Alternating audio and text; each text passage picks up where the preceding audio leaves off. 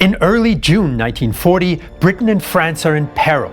German panzers close on Paris, while hundreds of thousands of Allied troops scramble to evacuate. On June 10th, Italy invades southern France, and although the attack fails, it expands the war. The Mediterranean theater now stretches from the Horn of Africa to the Strait of Gibraltar. Along this Mediterranean river are several natural choke points, which are lifelines for Britain's global empire, and naval bases at Gibraltar, Malta, and Alexandria. If Britain hopes to win the war, it must rally its imperial power. Since the mid-1930s, Italy has expanded its imperial reach in Africa and the Balkans, and the British worry because of their high estimations of Italian capabilities. The Royal Navy initially recalls ships from the Mediterranean fleet to British waters. They're desperately needed to defend the United Kingdom against German U-boats and a possible German invasion. But Churchill cancels the move. Britain's strategy is to turn the war into a longer attritional conflict, and it requires the Mediterranean and access to its wider empire to do it. By 1939, the British Empire, or Commonwealth of Nations, includes 25% of the world population, around 470 million people.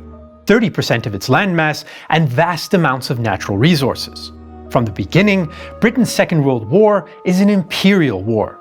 London uses its imperial reach, especially via the Navy, to dominate global trade in a long-term economic strategy against Germany, and to protect supply lines to Britain. Meanwhile, its enemies work to undermine this system and threaten its colonies. Britain fights an imperial war partly due to prestige, but also out of necessity. The country imports 60% of its food, including 90% of grains and 50% of meat. Most comes from the empire, as Winston Churchill's son Randolph explains. If we lose our empire, we shall become not a second-rank, but a 10th-rank power. We have nothing. We will all die of hunger. So there is nothing for it but to fight to the end. Mobilizing Commonwealth resources, though, is not straightforward. Britain mostly relies on its so-called White Dominions, Australia, New Zealand, Canada, Newfoundland and South Africa, as well as the colony of India, for military manpower.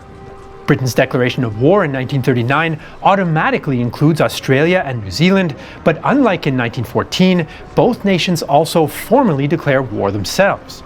New Zealand Prime Minister Michael Savage states, "Where Britain goes, we go. Where she stands, we stand."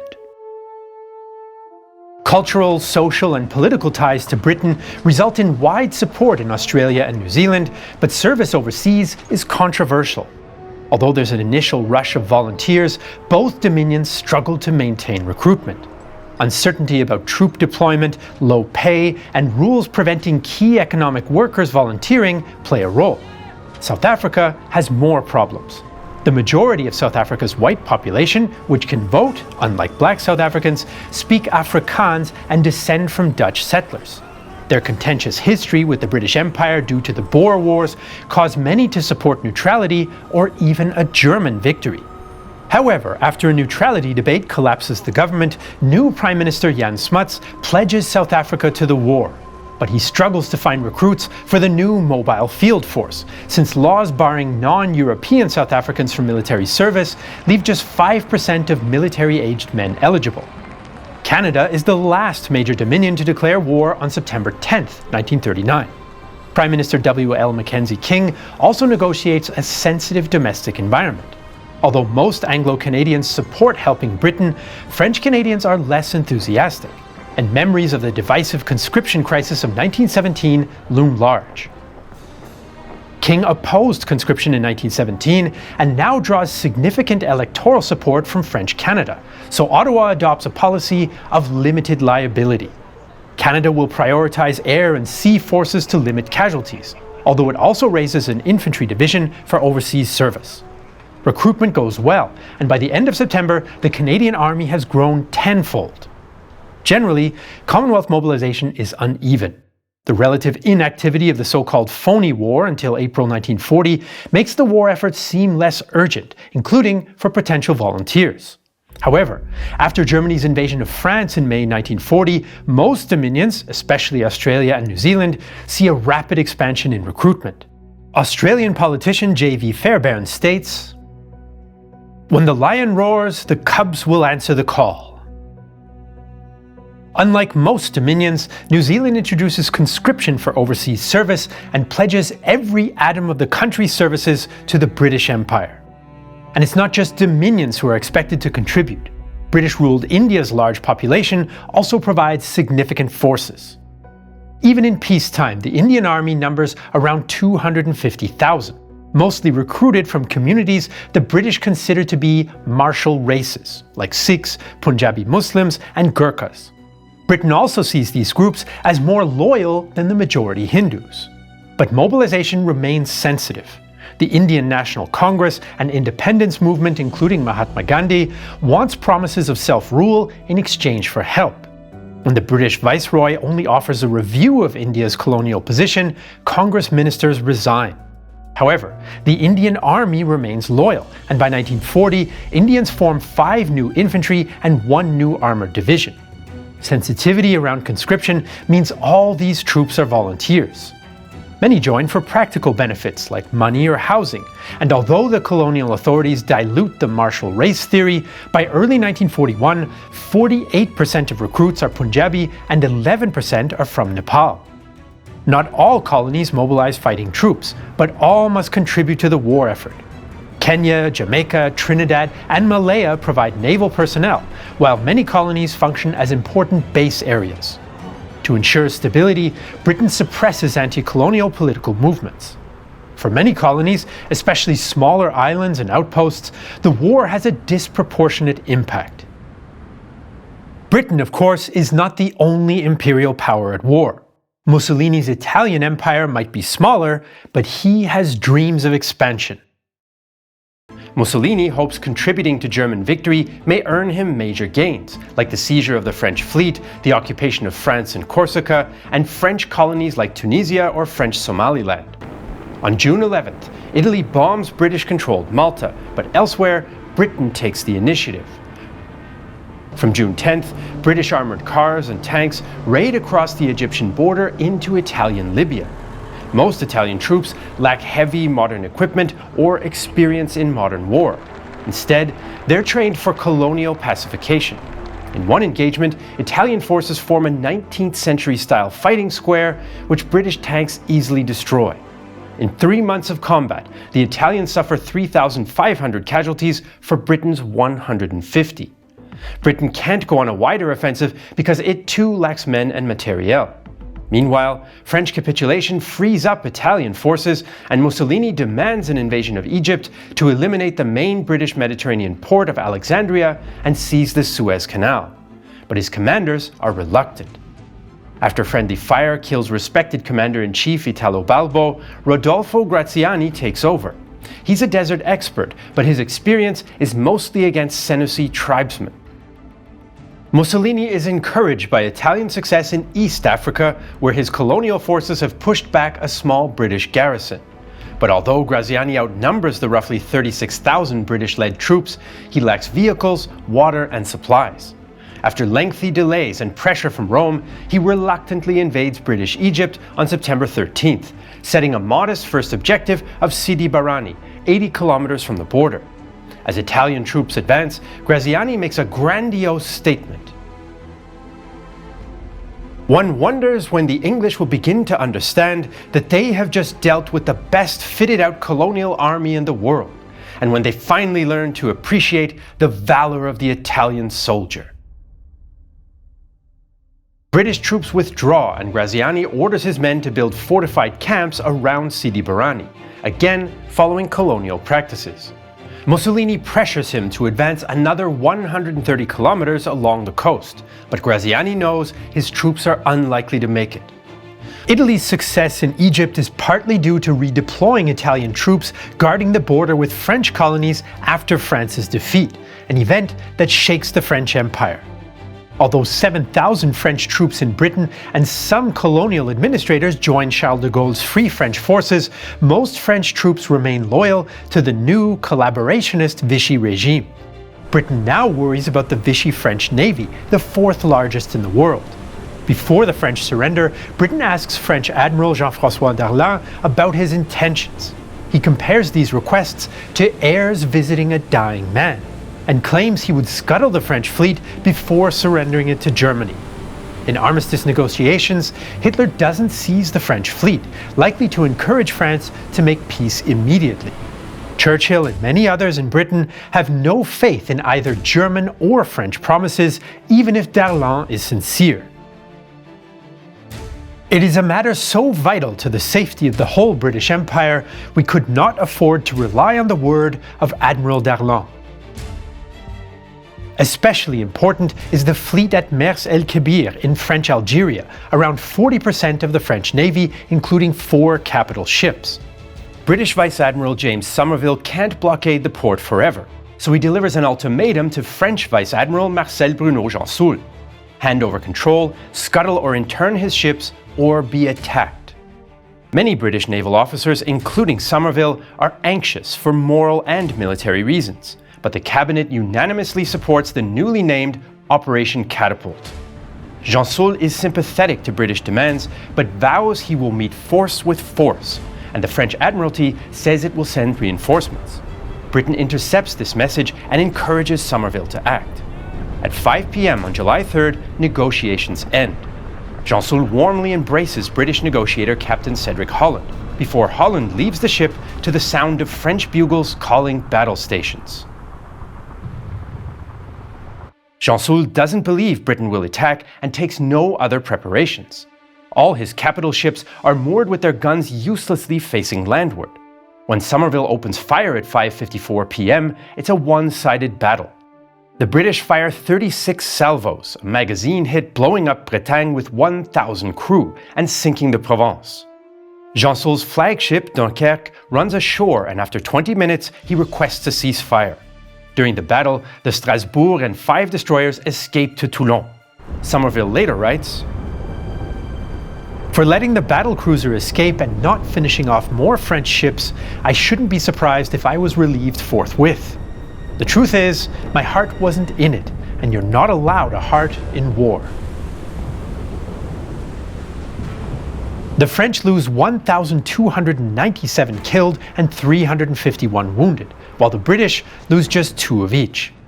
Much of France is outraged by the attack, but Churchill believes it shows determination and resolve to the wider world.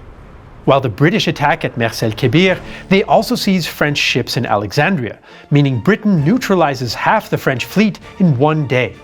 After the attack, Free French recruitment plummets. Hitler believes the attack benefits Germany by causing division amongst the Allies and possibly encouraging Vichy France to join the Axis. This is probably why he doesn't give French African colonies to Italy or Spain. Italy is disappointed, although it hopes for imperial gains in East Africa. Italy conquered a new possession when it invaded Ethiopia in 1935, and Mussolini announced a new Italian East African empire, the Africa Orientale Italiana. Bordering British colonies in the area, Mussolini envisions establishing Kismayo as a gateway to the east, undermining British colonial interests.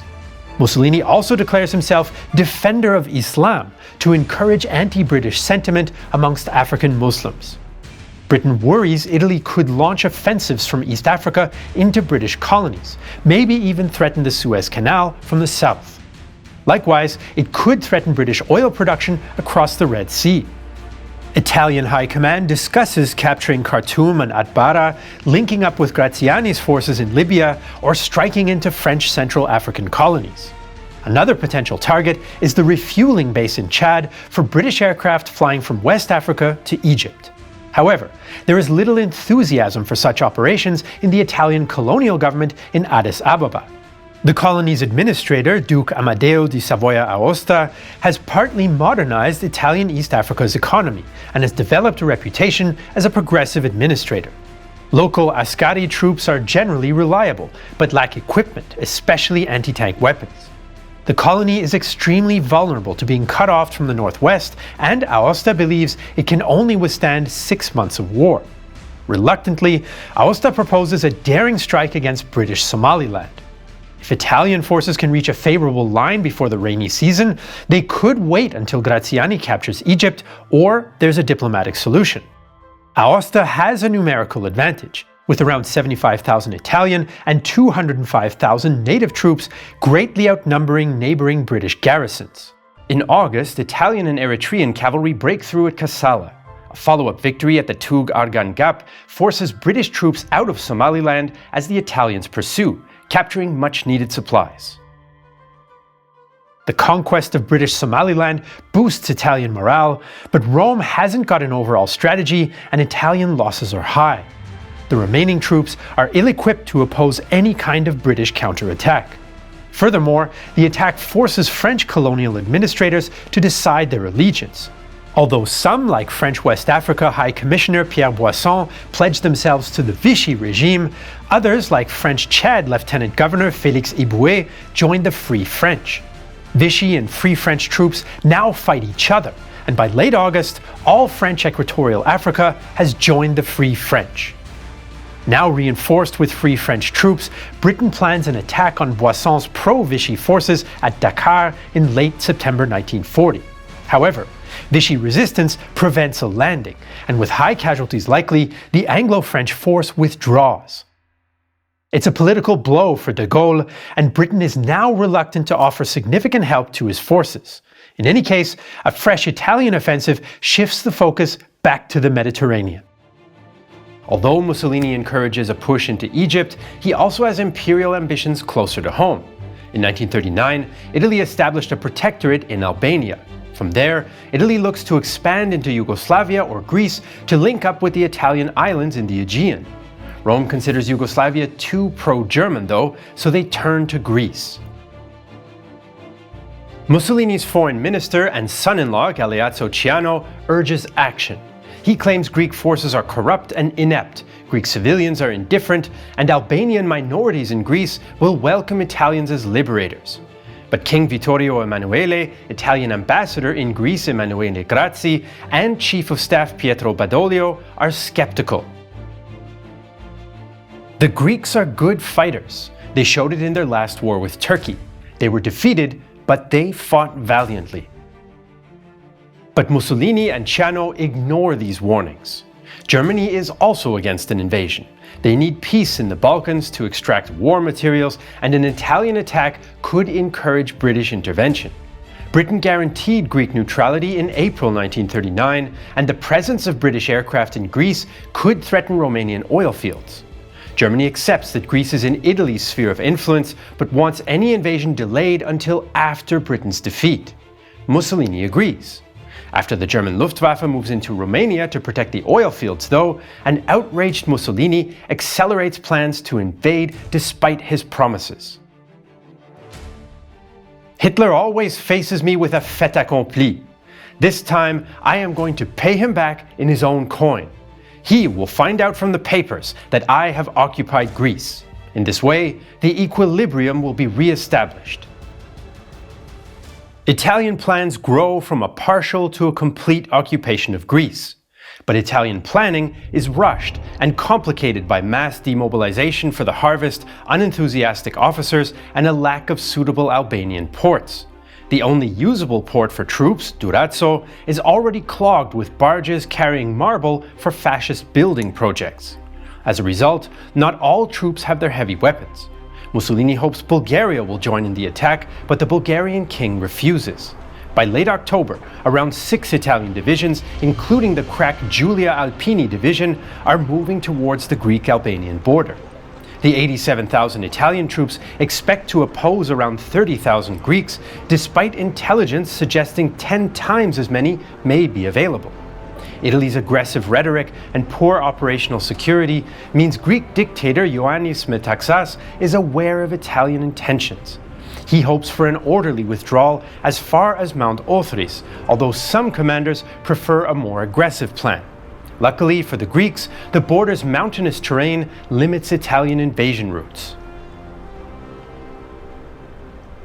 Mussolini starts the invasion on October 28th, the date of Hitler's planned visit to Florence. He plans to surprise his ally with news of imminent victory. At 3 a.m. after staging border incidents, Ambassador Grazzi issues Metaxas an ultimatum: allow Italy to occupy key strategic locations in Greece or face war. Metaxas responds in diplomatic French. Alors, c'est la guerre. Well then, it's war. His response is later popularized as an emphatic ochi, or no. In reality, Italian troops like Lieutenant Genserico Fontana are moving before the ultimatum was delivered. The night is dark and rainy. Tomorrow, we may hope that Mars will favor us. Even though we are few, we have no fear. We have our hand grenades in our pockets, and they don't weigh much. Here comes the dawn, dismal and soundless. In the opening attack, the Ferrara, Siena and Centauro divisions with 163 light tanks push into the Kalamas River Valley towards Ioannina, while the Julia division attacks in the center around Mount Smolikas. A smaller force pushes along the coast. Although the Greeks expected Italian aggression, the rank and file are still shocked when it actually comes. We woke up around 6:30. We heard thunder from the west. Its brightness was mirrored on the clouds. A rumor was spread that war was declared between Greece and Italy. It was a shock. Nobody expected this news. Our hearts froze. Initial Greek resistance is light, but rain slows down the Italians. Greek 8th Division Commander General Katsimitros decides to make a stand at Kalpaki, where the Italians have to cross a plain. From November 2nd, Italian columns enter the area and come under artillery fire from well-concealed positions. The Greeks lack anti-tank weapons, but their artillery scatters the Italian tanks, while infantry improvise by throwing blankets onto light tanks' tracks to immobilize them. As the Italians attempt to push through the plain, fighting centers on Krampala Hill, which changes hands several times. As the weather clears, Italian aircraft bomb Greek positions. An airplane bomb whistled over me and fell into the forest 20 meters below my tent. A fellow soldier shouted for his foot and called for help. I approached the bomb crater, a body drowned in blood without skull or brains. Beside him, a corporal was still alive, with an open wound in his back, and his intestines poured out. He died in my arms. My heart was completely broken from the horror. While the Italians struggle at Kalpaki, the Julia division hits Greek positions in the Pindus Mountains. They make early progress against Greek reservists, but sporadic Greek sniping and poor weather exhaust and disorganize the attackers. After Greek reinforcements stall the Italian advance on November 2nd, the Greeks counterattack, capturing Samarina and threatening to cut off the Italians. By November 8th, the Greeks capture Distrato, forcing the Julia to withdraw. In 2 weeks of fighting, the Julia division loses a fifth of its strength. The Greek army now moves over to the offensive, even invading Albania in the north. A frustrated Mussolini orders his air force to bomb all Greek towns of over 10,000 people. The Italian air force has already bombed Athens and other towns with little effect, which denies frontline Italian forces desperately needed air support. In Rome, there's tension and even talks of truce. Reluctant Italian ministers even consider asking for German help. Hitler is furious when informed about the invasion during the meeting in Florence, as his adjutant recalls. Führer, in a rage, observed that this occurrence had spoiled many plans he had in mind, and doubted if the Italians would be able to defeat Greece. The Greek debacle is only the start of bad news for Mussolini. By late fall, Hitler cancels the invasion of Britain as well as a short-lived Mediterranean initiative. He tries to get Spanish dictator Francisco Franco into the war and draws up plans to seize Gibraltar and get Vichy France on the German side for good. But Mussolini's blunder and the overlapping claims of Spain, France and Italy in the region put an end to all that. Hitler now focuses on the invasion of the Soviet Union, which makes Churchill confident that Britain can look for fresh opportunities against Italy. By 1940, the Italian Navy is the 5th largest in the world and could menace British imperial connections around the Suez Canal. However, by late 1940, the Italian Supermarina has done little. A first clash with British ships at Calabria in July ended indecisively, but illustrated Italian naval limitations. German observer and intelligence chief Admiral Wilhelm Canaris blames the Italian command structure. The Italian Navy has, for the most part, excellent qualities, which should enable it to stand up to the best navies in the world. It is too bad that its high command lacks decision-making. But this probably is because it has to work under the disordered directives of the Italian Supreme Command. The Navy High Command is especially conservative and royalist. Few officers support Mussolini, and they support top-down military decision-making. Cooperation between military branches is poor, and the Navy only learns of the Greece invasion 12 days before it starts. The Italian fleet mostly remains docked at Taranto, well protected by coastal gun batteries. Classic seaborne attack on Taranto seems impossible, but this is not what Britain intends. Instead, the aircraft carrier HMS Illustrious leads a purely airborne attack against the Italian fleet. Carrier operations are in their infancy in 1940 and they're largely unproven. Initially, carriers are expected to provide air cover for fleets at sea, not to attack independently. British carrier-based Swordfish torpedo bombers are slow, flimsy, and outdated, but they're versatile and reliable, and the Italians do not expect such an attack.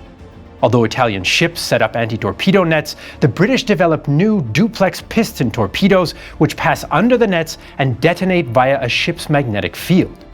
On the night of November 11th, 12th, Operation Judgment begins. 24 Swordfish head for Taranto, using flares to locate targets. They drop torpedoes into the tightly packed ships, striking Litorioa and Duilo. Conte di Cavour is beached after a hit, several other ships are damaged, and shore facilities set ablaze. The British achieve complete surprise, and in a single night neutralize half the Supermarina. Italian commander Marcantonio Bragadin complains. Bulletin followed bulletin. It seemed that a great naval battle had been fought, and no one yet knew if and when it would be possible to recover from the grave consequences of it. Although much of the damage at Taranto can be repaired, the Italian fleet is paralyzed for the foreseeable future. Italian Naval Command disperses their fleet, further reducing effectiveness just when Italian ground forces need resupply. For Graziani in Egypt, time has already run out. By December, UK invasion fears have eased, and more British and Commonwealth troops and equipment arrive in Alexandria, including Matilda tanks and Hurricane fighters. Western Desert Force Commander Lieutenant General Richard O'Connor realizes the role mechanized forces and surprise can play in a desert environment. The Matilda, considered invulnerable to most Italian weapons, plays a major role in the upcoming Operation Compass. In early December, British-led forces, including many Indian troops, gather in the Egyptian desert. British naval bombardment and air attack destroy Italian aircraft and divert attention from the buildup. The Italians partially detect it, but aren't worried. Early on December 9th, British forces rush Nibewa through poorly laid Italian minefields. The 23 Italian M11 tanks are outmatched and surprised, and Matildas quickly destroy 13. An Italian doctor describes the scene. It was the nearest thing to hell I ever saw. Italian troops with no anti-tank weapons resort to tossing grenades onto British tanks, but despite fierce resistance, it's a one-sided battle. The British capture 4,000 Italians and suffer just 2 killed and 5 wounded. After securing Nibewa, the British assault the camp at Tumar West and defeat a counterattack from Tumar East. Meanwhile, the 4th Armoured Brigade moves to cut the Sidi Barani to Bardia Road. The next day, the assault continues, although severe sandstorms and accurate Italian artillery delay Selby Force in the east.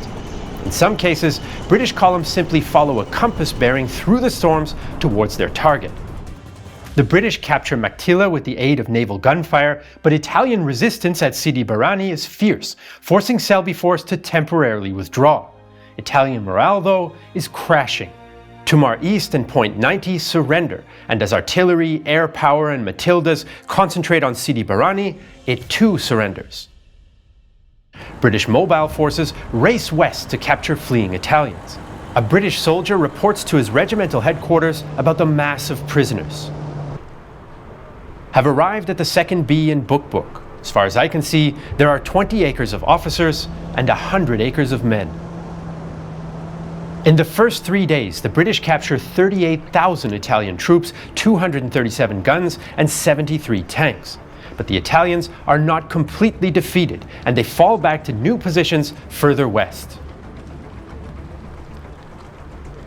The defeat in North Africa also signals the end of Italian success in East Africa.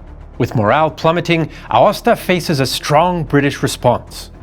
As the rainy season ends in December 1940, the British reinforce their units in East Africa, including with Indians and South Africans re-equipped with modern weapons, communication equipment, motorized and mechanized support, and air power. With this force, General Sir Archibald Wavell is determined to restore British prestige in the area. Britain also pledges to return Ethiopian King Haile Selassie to his throne, hoping to incite an anti-Italian uprising.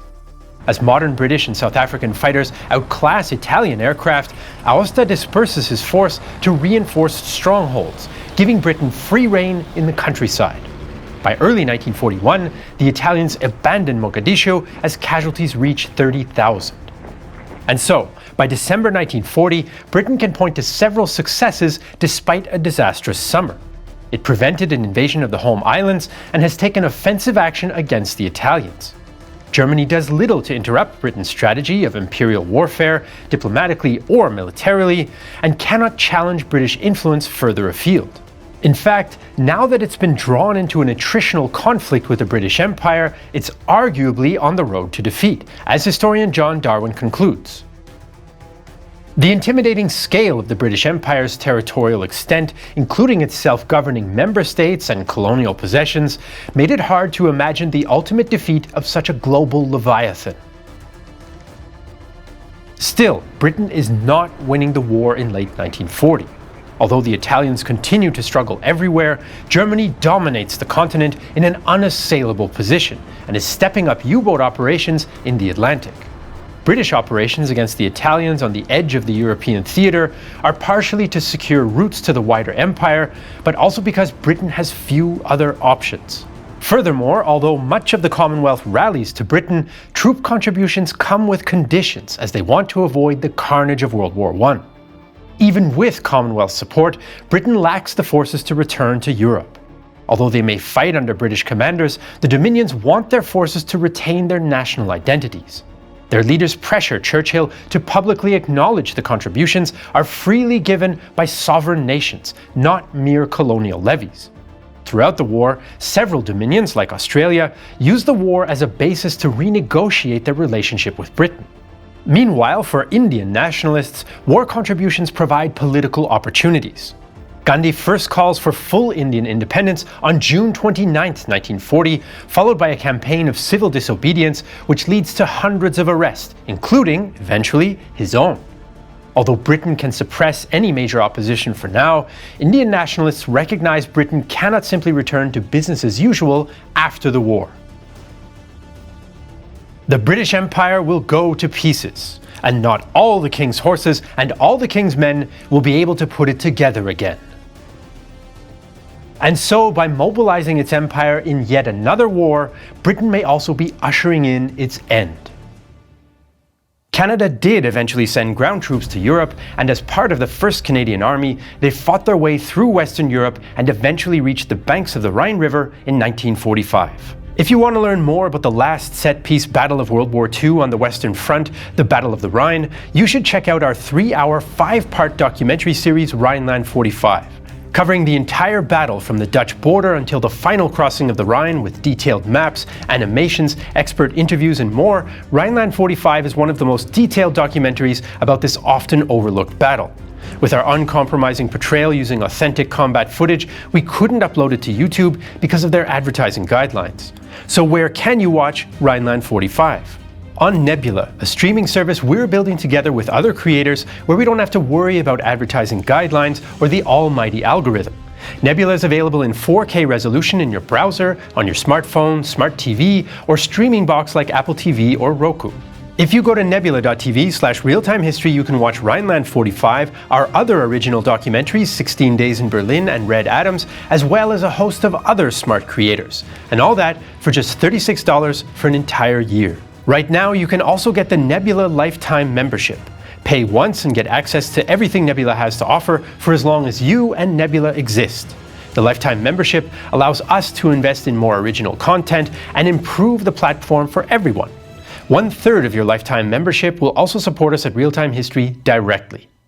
We want to thank Markus Linke, Athanasiu Valantis, and Dr. Vanda Wilcox for their help with this episode.